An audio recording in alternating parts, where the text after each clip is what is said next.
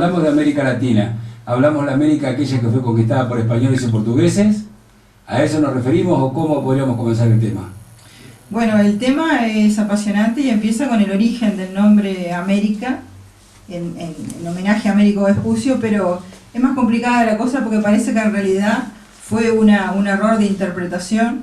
Es decir, a Américo Vespucio, ni bien llega a Europa, escribe unas cartas sobre su viaje y plantea que hizo un descubrimiento de lo que él pensaba que eran las antípodas.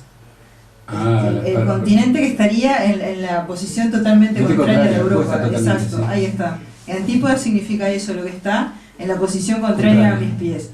Y no lo relaciona con los descubrimientos hechos por Colón, porque piensa que lo que Colón descubrió son las Indias y él descubre otro continente que son las antípodas y publica eso en Europa. Llegan las cartas a los geógrafos de la Escuela de Lorena y los geógrafos de la Escuela de Lorena, tratando de interpretar las cartas, dicen, bueno, como los continentes hasta ahora siempre han tenido nombre de mujer y esto es el descubrimiento de un continente nuevo, porque las antípodas se le imaginaban como un continente. Claro. Entonces tenemos que ponerle el nombre de mujer y en homenaje a Américo Vespucio le ponen América, pero en realidad no era para menoscabar el descubrimiento de Colón, era que en ese momento no estaban relacionando que había un hemisferio americano y tampoco fácil de relacionar porque en realidad son 3 subcontinentes, está América del Sur por un lado, Centroamérica por otro, Norteamérica, las Antillas, es decir, el tema de que llegamos a la conclusión de que hay un hemisferio americano que abarca todo eso es posterior, pero en el momento en realidad, bueno, y después a partir de los años 1493, 1494, con el Tratado de Tordesillas, ahí hay un reparto de lo que son las zonas de navegación y los territorios a descubrir y le toca una parte del América del Sur a Portugal y el resto del hemisferio americano a Castilla. Entonces en principio lo que hay ahí es una América española, pero en el momento no le van a dar ese nombre, porque hasta el siglo XVIII ni los españoles ni otros europeos le llamaban América al continente americano, seguían llamando las Indias. Es decir, y todavía no tenían definido geográficamente que había un hemisferio americano diferente de Asia. ¿Se llamaban las Indias porque había indios? No, claro, es al revés, a los indios les llamaban indios porque pensaban habitantes de las Indias. Y las Indias era todo el hemisferio americano, que no lo conocían bien, más Asia, el continente asiático, todo eso lo veían como una sola cosa. Y le llamaban las Indias a su vez porque pensaban que la India era la región fundamental y todo lo demás eran territorios secundarios, pues tampoco tenía una visión de lo que era Asia. Y la India se llama así por el río Indo, que en definitiva Indo quiere decir río, nada más. Es una palabra que viene de la lengua que se hablaba en la India. Cuando llegó Colón en 1492, el 12 de octubre, ¿a qué país llegó hoy actualmente? Llegó a lo que son las Islas Bahamas. A las Islas Bahamas, pero no se sabe exactamente a qué isla, porque eso es una especulación, porque no quedaron evidencias cuál fue la isla que llegó. Él le llamó Guananí, en el idioma el idioma taíno es Guananí, y entonces hasta el día de hoy no se sabe exactamente qué isla es. Américo Vespucio, cuando hablamos de Américo Vespucio, les dicen que le ponen el nombre de América en honor a él, porque dice que él fue el primero que más o menos desarrolló una cartografía de acuerdo a lo que era América y exploró un poco más lo que era América. Porque también debemos recordar de lo que llamamos América, tenemos también la colonización de lo que es la parte de Francia, que también tenemos en América, y la parte inglesa al norte de América.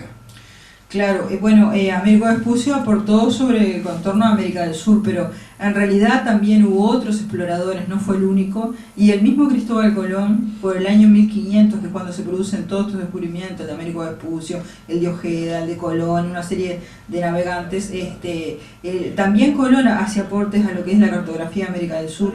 Pasa que los mapas de Colón se perdieron, y en realidad el que sería el mapa de Colón es el famoso mapa de Piri Reis, que todo el mundo dice que es un mapa imposible, que es demasiado adelantado para su época, se encontró en Turquía. Bueno, en realidad Piri Reis fue un almirante turco que robó esos mapas cuando tomó una de las embarcaciones españolas en las cuales viajaba parte de la tripulación de Colón. Pero él mismo lo pone después en el mapa. Estos mapas fueron copiados de los mapas de Colón. En el mapa de Peel Race, que es de 1520, ya aparecen todos los detalles del hemisferio americano, absolutamente todo. E incluso aparece el fondo submarino.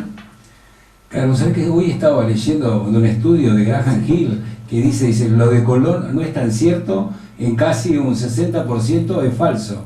Son inventos, son mitos, o podemos decir que sí, que en un 100% hay documentación que realmente sucedió como nos cuentan a nosotros en la escuela, cuando lo estudiamos, cuando lo analizamos, cuando leemos, porque nos encontramos con varias teorías, ¿no? Claro, bueno, sucedió, lo que pasa es que parte de los documentos llaman colombinos, se perdieron o fueron robados o fueron destruidos, o el mismo Colón no dejó pistas. O sea, por ejemplo, el diario de viaje de Colón en realidad se perdió, y lo que nosotros tenemos como diario de viaje de Colón es la copia que hace Fray Bartolomé de las Casas, la copia que hace y los comentarios que hace, pero el diario de viaje se perdió, por ejemplo. Entonces no tenemos forma de reconstruir exactamente lo que fue el descubrimiento, pero está por otro lado la historia que escribe el hijo, Hernando Colón, está la misma historia que escribe Bartolomé de las Casas, que al final nos terminamos guiando por él, pero no, el hecho ocurrió, pero es un hecho difícil de descifrar, de conocer.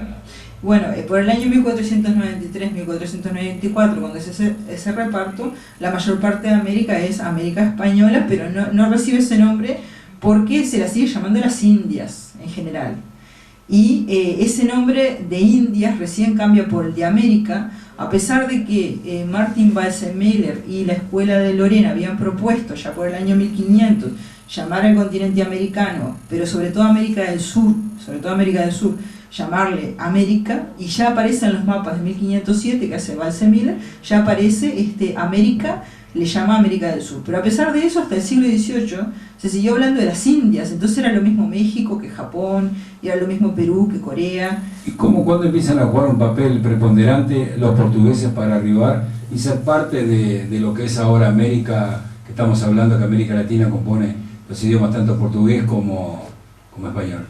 Los portugueses supuestamente descubren América por 1500 y la descubre Álvarez Cabral, pero como el tratado se hizo mucho antes, el reparto se hizo mucho antes, por 1493, entonces se sospecha de que los portugueses ya hubieran llegado, incluso que los portugueses hubieran llegado antes que Colón, e incluso que Colón en definitiva se guió por descubrimientos portugueses, y hasta ahora salió un autor que dice que era un espía de los portugueses. Los portugueses algo tenían que ver, pero en realidad el descubrimiento oficial de Brasil es en 1500, y no hay muchas pruebas tampoco de lo anterior. Y los que llegan a Brasil entonces sí son portugueses.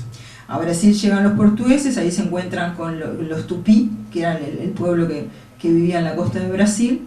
Lo primero que hacen es explotar el palo Brasil, y ahí el nombre Brasil. Brasil viene de brasa, de una madera tintoria que se usaba de color rojo fuerte, que la sacaban de los bosques que había en las costas de Brasil, donde ahora es Recife, por ejemplo, y donde está el Sertão, había bosques que después desaparecieron. Esa zona se volvió árida justamente porque se explotó el palo Brasil, se talaron los bosques y después se plantó caña de azúcar, y la caña de azúcar fue quitando el agua que tenía el suelo, hasta que hoy en día el Sertão o Sertón es una región árida, pero por ahí fue por donde empezó la colonización portuguesa.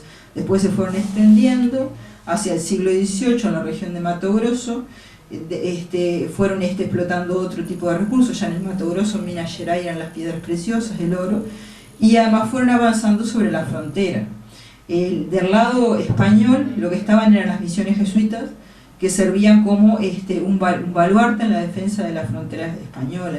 Había sido las misiones jesuitas, entre los jesuitas y los guaraníes, en definitiva habían sido creadas para eso, para defender la frontera. Hasta que en el año 1750, una gran conquista diplomática, los portugueses logran que la colonia del Sacramento sea cambiada por las misiones. España recibe colonia del Sacramento, que era portuguesa, y Portugal las misiones, con lo cual eso recibe es un gran golpe para las misiones jesuitas. Los indígenas eran expulsados de lo que ellos consideraban que es su tierra, y se le ofreció otras posibilidades. Una de las posibilidades que se le ofreció era irse de las misiones para la banda oriental, y muchos vinieron a la banda oriental, es decir, lo que actualmente es Uruguay, y por ejemplo colonizaron Maldonado. Población de Maldonado, parte de la población de Montevideo es de origen guaraní. Está el padrón